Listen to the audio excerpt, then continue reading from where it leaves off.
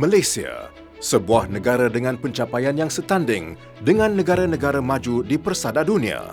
Modal insan tempatan dari pelbagai bidang dan sektor merupakan kekuatan negara yang akan membawa Malaysia ke arah menjadi sebuah negara berpendapatan tinggi pada tahun 2020. Transformasi Kementerian Sumber Manusia bermula pada 1962 sebagai Kementerian Buruh dan Kebajikan Masyarakat. 1964, Kementerian Buruh dan Perhubungan Perusahaan. 1971, Kementerian Buruh dan Tenaga Rakyat. 1984, Kementerian Buruh.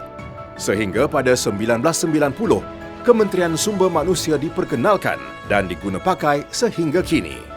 Kementerian Sumber Manusia komited untuk memainkan peranan menerusi inisiatif Transformasi Nasional 2050 atau TN50 yang tertumpu ke arah pembangunan modal insan di kalangan generasi muda menjelang tahun 2050. Berpaksikan misi-misi Kementerian Sumber Manusia, kementerian ini beriltizam untuk menjadi peneraju pembangunan dan pengurusan sumber manusia negara.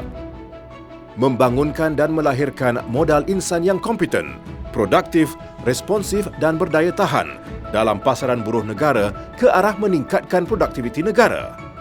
Memastikan kelancaran operasi pasaran buruh negara. Meningkatkan kebolehpekerjaan dan penggajian tenaga kerja tempatan bagi memenuhi keperluan pasaran kerja negara. Memastikan perhubungan perusahaan yang harmoni dan kondusif. Mengutamakan aspek keselamatan dan kesihatan pekerjaan. Memastikan jaringan keselamatan sosial yang komprehensif, dinamik dan progresif.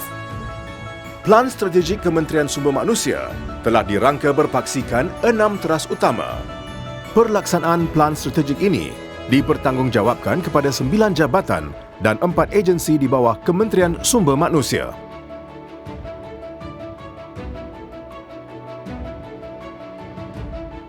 Jabatan Keselamatan dan Kesihatan Pekerjaan, Jabatan Tenaga Manusia, Jabatan Pembangunan Kemahiran, Jabatan Tenaga Kerja Semenanjung Malaysia, Jabatan Tenaga Kerja Sabah, Jabatan Tenaga Kerja Sarawak, Jabatan Perhubungan Perusahaan, Jabatan Hal Ehwal Kesatuan Sekerja, Mahkamah Perusahaan Malaysia, Pertubuhan Keselamatan Sosial, Pembangunan Sumber Manusia Berhad, Perbadanan Tabung Pembangunan Kemahiran, Institut Keselamatan dan Kesihatan Pekerjaan Negara.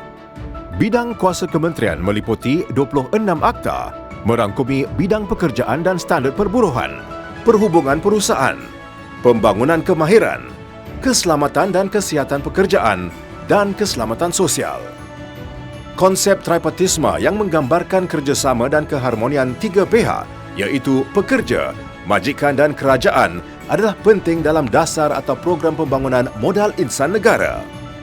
Pelaksanaan gaji minimum merupakan hasil kerjasama elemen-elemen ini yang memberi manfaat kepada pekerja serta majikan menerusi peranan kerajaan. Inisiatif untuk pekerja termasuklah peningkatan umur persaraan kepada 60 tahun, peluasan liputan skim pensyen IAD, serta saringan kesihatan percuma kepada pekerja berusia 40 tahun dan ke atas.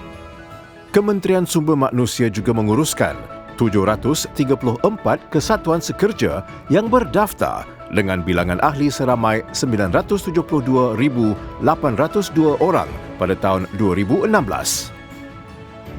Untuk menghasilkan tenaga kerja berkemahiran tinggi, keutamaan diberikan kepada latihan menerusi Institusi Latihan Perindustrian dan Pusat Latihan Teknologi Tinggi atau EdTech di seluruh negara dan inisiatif sokongan latihan yang lain. Kementerian juga telah melancarkan Plan Induk Keselamatan dan Kesihatan Pekerjaan Negara dengan 50 garis panduan keselamatan dan kesihatan pekerjaan di negara ini. Dari aspek penempatan pekerjaan, 660,000 orang telah berjaya mendapat pekerjaan menerusi 17 pusat Jobs Malaysia.